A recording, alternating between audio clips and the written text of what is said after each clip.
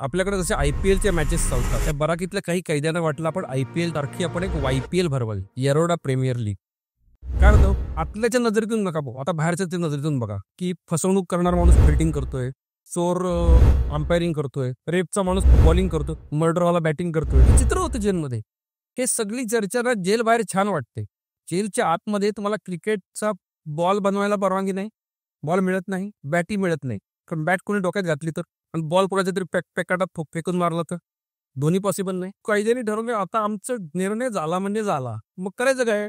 हा बॉल बनवण्यासाठी लागणार होतं बाथरूम स्लिपरचं रबर, की त्याला छोटे छोटे चौकोनी कट मारायचे, एकत्र करत ते रबर शिवायचं. म्हणजे त्यासाठी मला एक सुई पाहिजे. जेलमध्ये सुईला परवानगी नाही.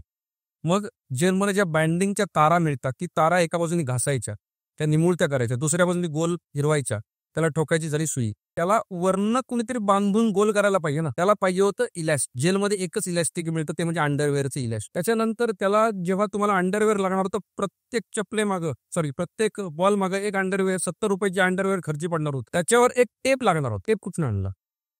येरोडा जेलमध्ये एक फॅक्टरी आहे, जी मिंडा कंपनी चालवते. तिथं इलेक्ट्रिकच्या जे वायरिंग असतात त्याला टेप लावायचं काम चालतं. एका टेपमध्ये 5 बॉल होतात, म्हणजे साधारण 20 बॉल.